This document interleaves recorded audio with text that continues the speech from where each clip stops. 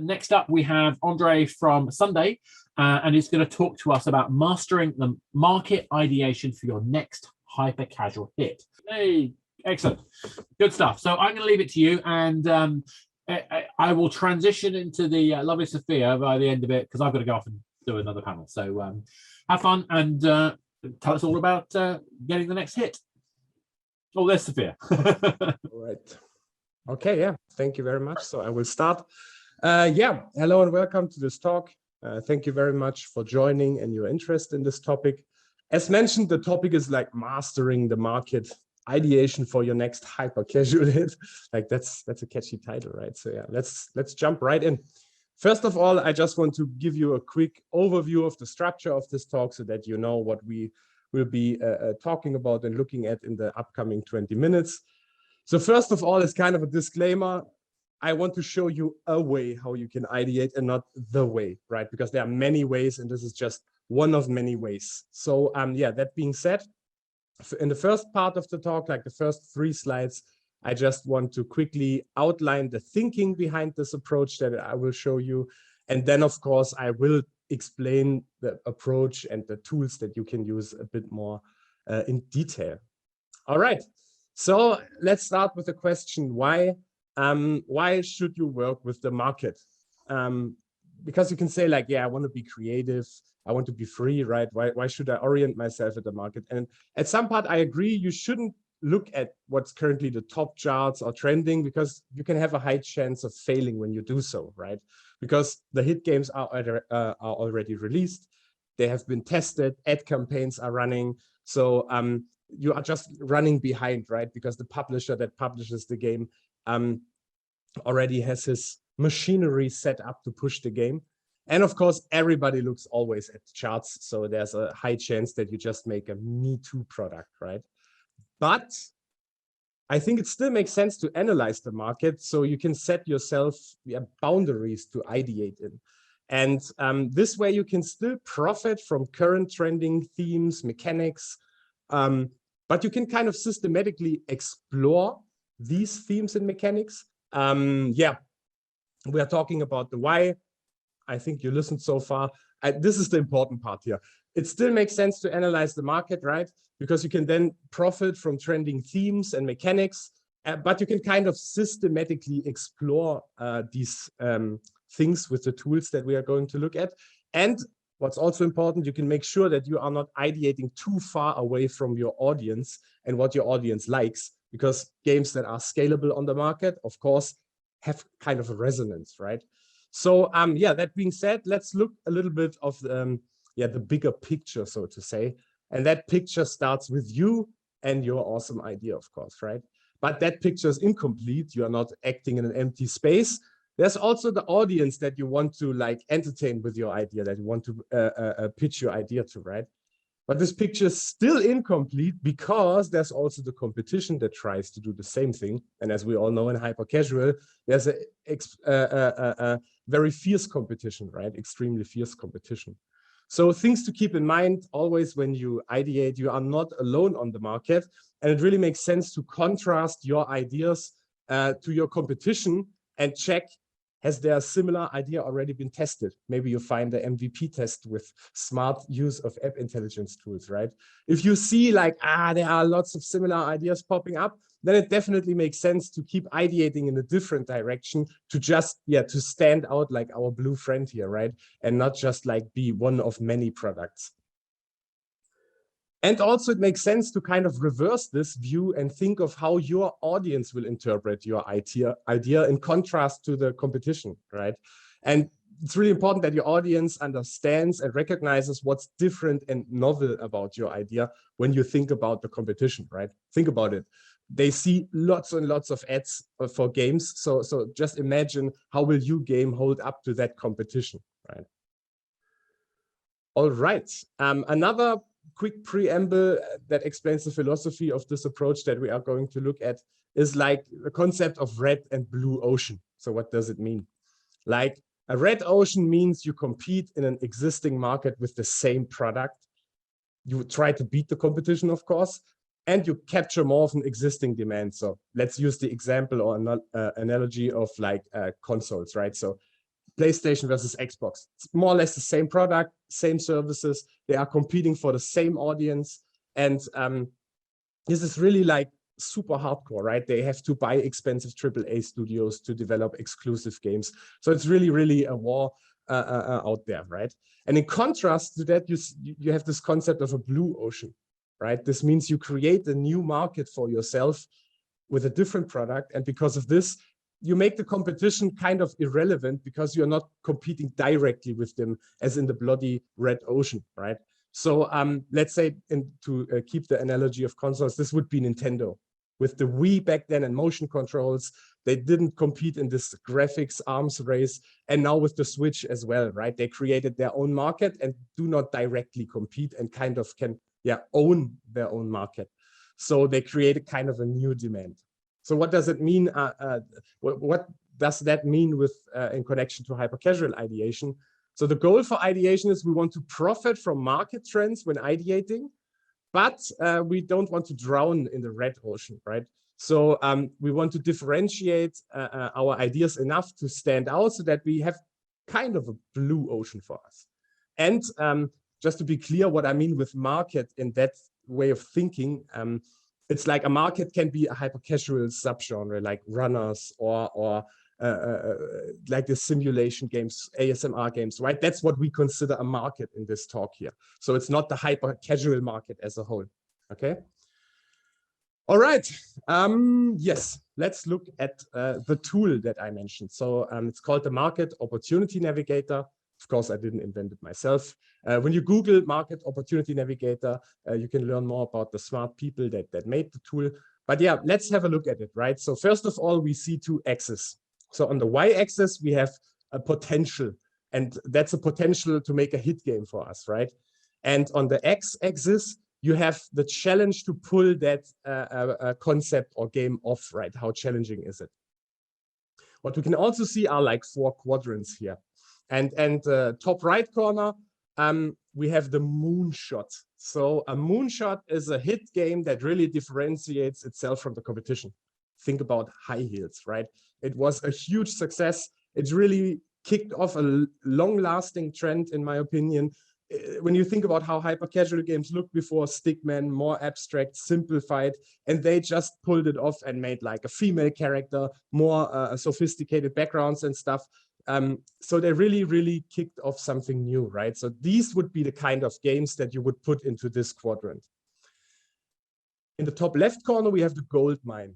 And the gold mine tries to capitalize on the trend and yeah, create different products based on it, right? So yeah, I don't explain the games, but there are lots of female themed games that came after High Heels, right? So you would put these kind of games when you analyze the market into this section. All right, bottom left corner, we have clones. Ethical stuff aside, a clone means you compete with the more or less the exact same product, which of course doesn't make a lot of sense. We talked about it in the red ocean stuff before. I mean, the challenge is low, you just need to clone it, but also the potential, as mentioned in the beginning of the talk, ad campaigns are running. It's really like, not recommended to do this. And last but not least, in the bottom right corner, we have like the gamble quadrant. And in the gamble quadrant, you compete with a totally new product, right? So it's completely different from the moonshot and the gold mining stuff that's currently happening. So that's really when you on purpose go in a totally different direction. Okay, let's quickly summarize what this means for ideation and how we can use this, right? So the goal for ideation is that you understand the current market situation. As mentioned, a market can be a subgenre, whatever, by mapping games into these quadrants. And what this allows you, if you already have an idea, you can compare it to these ideas, or you can even use it to ideate based on what has not been done yet, right? So if you see, for example, okay, that is my moonshot game. I see there are more and more games popping up that are differentiated. Let's say this game was a runner, right? Then you see, oh, there's a puzzle adaptation of the theme and there's a simulation game with it, you know? And then you can see what's already been done. And this kind of guides you a little bit into a new direction that has not been explored yet and increases the chances for you to profit from the current trend without doing exactly the same or only very minimal variations.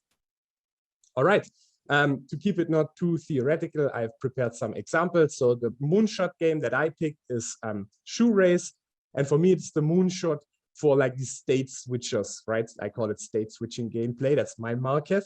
And yeah, I think you all know the games, right? So you have these buttons at the bottom. At any point or some points, you can switch the state of your avatar or game object in accordance according to the environment to, like, for example, this way here, win a race against your competitor.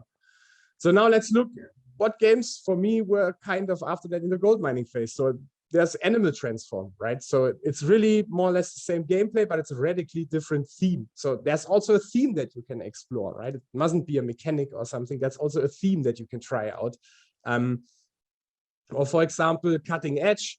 It's also kind of the same gameplay, but they varied the theme, but also maybe a bit the mechanic. You can change the pose of your character to evade obstacles or collect objects. So there's also a bit of a differentiation in the terms of mechanics. And last but not least, another example is like Ninja Hands.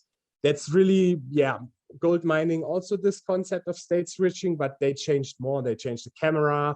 But still, if you compare to the other games, if you would see it from the point of view of the audience, it's still recognizable as these kind of games, right? But something's different about it. Something's novel. The camera is different. It's more combat focused than being typical runner or race. So yeah, I hope these examples helped you a little bit to get an idea how you can work with this. And there's another way how you can use this tool and think about the market. And it has to do with a little bit of timing, right? What to do when. So what do I mean with this? A little bit like a game loop. This market quadrants, they work a little bit like in a loop, in a cycle, right? So imagine like this, when you use that tool and you pick your moonshot market product, and then you see more and more gold mining products pop up here. It gets fuller and fuller here. And this is an indication that maybe at some, it's like lots of ideas have been exhausted, right? The easy themes have been taken, the popular other mechanics have been taken. So it's really like starting to get literally crowded, red ocean alert. And then maybe sometimes it makes sense for you to say, okay, I take a gamble instead of competing also here. If my idea is not different enough, if I cannot find something, I take the gamble and go all in, and you can plan your product strategy a little bit like this, right?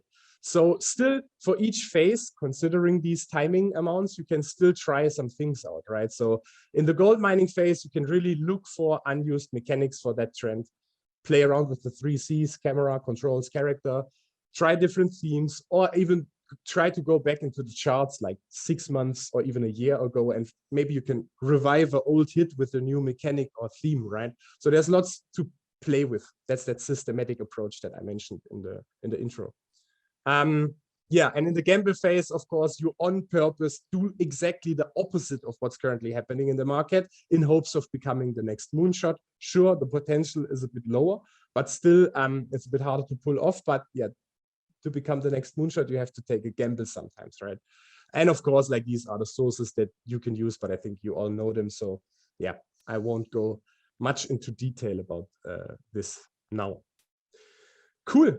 Yeah, I see we have a little bit of time left. So let's quickly summarize. The goal for this, I talked about it, is understanding what your market phase is currently, focus your ideation.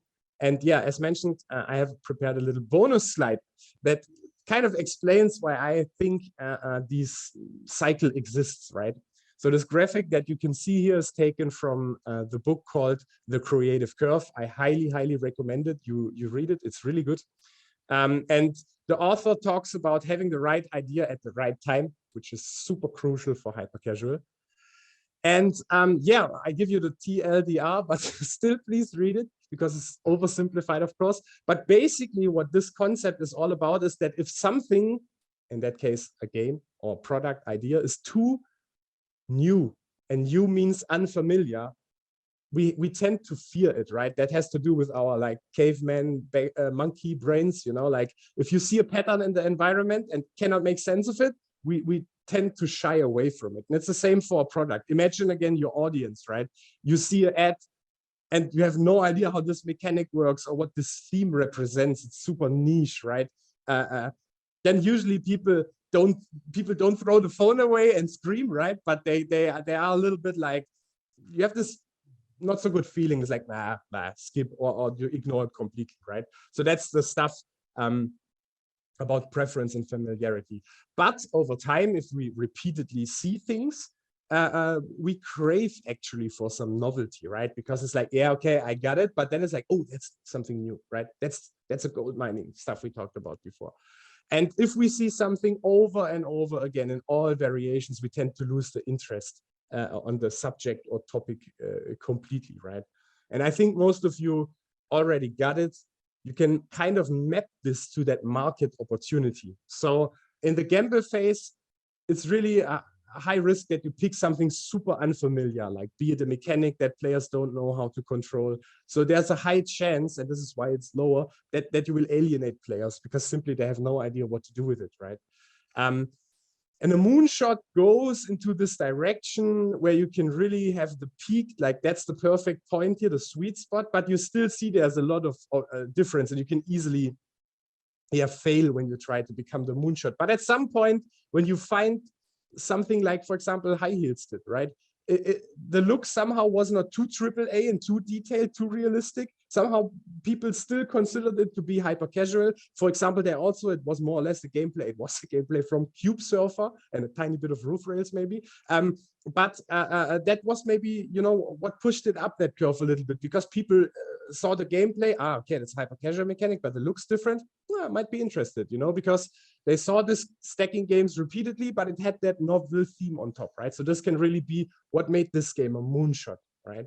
And then you have that short opportunity window in the gold mining phase where you can really capitalize on that trend. We talked about it, explore in the different directions. And this is because the people then saw it, but then they crave for novelty, right? And then you can use that, for example, female theme, and combine it with all kinds of different gameplays to really capitalize on that newfound trend and that need for novelty in your audience. And then, of course, we come into the region of clones. Like, you see, like if you clone exactly the same game, people kind of, okay, I got it. Like, it's not novel enough. Like, doesn't interest me. And of course, if a mechanic is overused, and that's what I meant before, like when it's overcrowded in that top left gold mining phase, then it's like people will have seen it. If these games already exist, imagine, as shown at the beginning, from point of view of the audience, they saw it and saw it and saw it. And if you just have a tiny difference, then that might decrease your chance of actually reaching a huge audience and also entertaining them. Cool. Still have a bit of time left.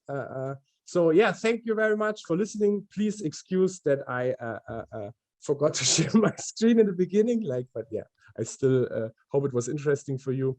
Here's my email, or we can connect on LinkedIn if you have feedback for me, or just want to connect. And if you now have questions, I would be really happy to try to answer them. Thank you.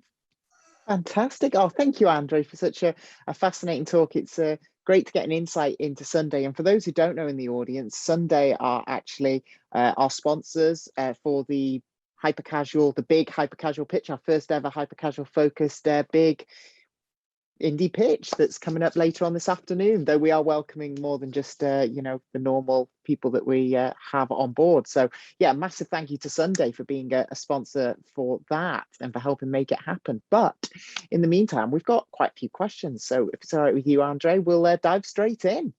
Please. So the first question is, as an indie developer, you sometimes feel you've made a moonshot game, but we cannot market ourselves or get UA because of our budget. What can we do? So basically saying they think they've made a great game, but they maybe haven't got the budget to explore a lot of the things that make hypercasual work. What advice would you give to them? Come to us. You really need a publisher, because hypercasual market is crazy, and you really need like you said, budget, but you don't only need the budget, you need the experience and knowledge of scaling a game. You need to produce creatives, you need to test the creatives, you need to know how to use all the SDK networks and social networks to market your game. So we really can provide that. And in that case, really come to us, of course, come to Sunday. And next up is your innovation can quickly become a common trend. how do you ensure you maintain your success? I suppose, it's quite a difficult one, that one, if you make something that's a hit and then the market jumps on it. So in that case, like, nothing lasts forever, right? So it's just, we all die. It's the same with the trend, they also die. So in that case, it's really important to be fast, work with a good publisher. Really, I was an indie developer myself, stalk me on LinkedIn. So it's really important to work with a good publisher that can scale your game quickly, you know, that has an automated routine and can really push it up the charts. Because yes, as you mentioned, there will be people watching you. There will be even people watching publishers like us. It's an open secret, I guess, in the industry, that they even look at the tests, and you always have to try to be faster and hide. Another reason to work with a publisher, by the way. And then it's be fast, make your game great, optimize the KPIs, also something a publisher can help you with. But for example, with Cat Escape, it's now almost 1 year old, and we are still getting really, really good numbers with the game. So there is a chance that if you make a great game, you can also really monetize it well and make it a long-lasting hit. And then you are on the top, and it's getting harder for others to catch up, because we talked about it earlier, right? If others come with more or less the same game, but you are already at the top, it's hard for them to catch up, and people will play your game, the better game always. Yeah, definitely. The next question we've got is, are there any other game types which are great at hitting the gold mine area of success? Do you think games like shooters are hard to innovate in, for example? Like, first of all, with hyper-casual, nothing is impossible, right? So take yourself, for example, take the tool, pick a game where you think like, hey, there is a shoot. For example, Johnny Trigger, that's a good example, right? That was a good hyper-casualized shooter. In my opinion, they got inspired by this indie game, My Friend Pedro, Bullet and Bananas. Cool game, by the way. And but that's how you can adapt to hyper-casual. You know, like, I mean, that's another talk, but you can find lots of talks about what makes a hyper-casual game. So really try to take indie games and make them hyper-casual. And shooter is possible. Everything that can reach a huge audience is possible. Of course, in hyper-casual, it says for non-gamers and whatnot, but think about it. The majority of players are between 30 and 50. So there's a high chance that they know what a shooter is, right? People played Doom back in the days. So just think, again, from the view of the audience, think a little bit back, like research what's the biggest age group in the audience, and then just think back, like, what games do they know, and pick those games and try to hyper-casualize. Yeah. Next up, I'm going to go to a question from Efren Studios. If I was to start a hyper-casual game today, what do you think would be the best place to start? Also, they're saying, can they schedule a chat with you? I suppose they can reach out to you via your email to grab you. Yeah, definitely. They can reach out. I'm not sure I really got the question, like, where to start exactly. Like, I suppose what they mean is, if someone came to you today, I suppose I can open this question up to the whole audience. If someone came to you today and said, I want to make a hyper-casual game, is there, well, they're saying they're asking about the genre. Is there a genre that you think works best, or is there just a rule that you would say to keep in mind when creating a hyper-casual game? Yeah. That's really about that red ocean stuff. So the first instinct is to say a runner, because runners work well on mobile for different reasons. But I would really play lots of hyper-casual games. Just like look for the big hyper-casual publishers, like and play their games, right? And just go to the App Store, search for the publisher, right? And then just play their games to get a feeling for what hyper-casual is like. So before you start making these games, I highly recommend familiarize yourself with these games, know what makes these games work for the audience, and then you come to us with your prototype. We'll see if we can fit in the last few questions. Do you have advice for indies looking for the right publisher? You know, what would you say to someone looking for a publisher specifically? What should they look out for?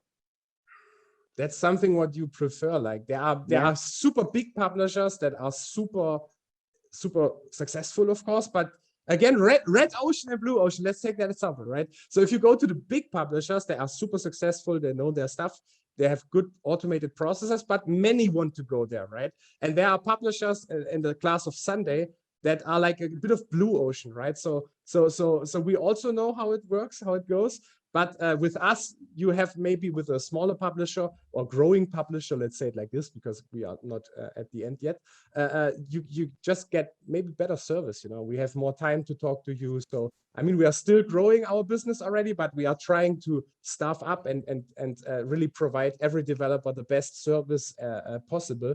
So I think, yeah, that's the red and blue ocean thinking. Yeah, and I will sneak in the last question, which is, there is such a drive for community behind games right now. However, that can make games high maintenance. Does that mean that they leave the gold mine zone? Should you not invest into user retention?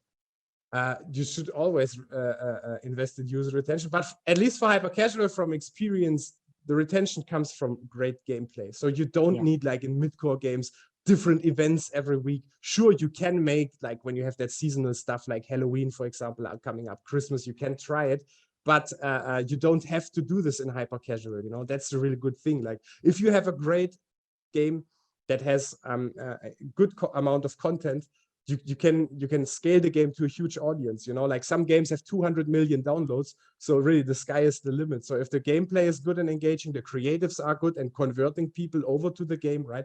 Think about the audience. Then you don't have to do it on the same level, let's say it like this, as mid-core games. Yeah. Sure, you have to do updates if the game is great and players want more of that experience, you give it to them. But the good thing about hyper-casual is you do updates maybe on a weekly, 2-weekly basis, measure how your update performs, and then just, like, you know, keep going and going and going. In Germany, there's this word like salami tactic. It's like you edit slice by slice, but at the end you also have the big sausage, right? So yeah. That's fantastic. Well, thank you, Andre. We actually got through all the questions. So thank you so much for being here, sharing everything. And, you know, like I say, again, obviously I'm the Big Indie Pitch Manager. So a big thank you to Sunday for sponsoring the pitch later. And we're excited to see all the great hyper-casual games that maybe some in the audience are going to be showing off. But yes, thank you for being in here on our hyper-casual and social games track and for sharing all of your wisdom with us. Yeah, no problem. Yeah, I hope it was useful, because I'm sure it will. I certainly enjoyed it, and given the questions in the chat, I think the audience enjoyed it too. So thank you so much. Perfect. You're welcome. Have a good time. Bye bye. You too. Bye.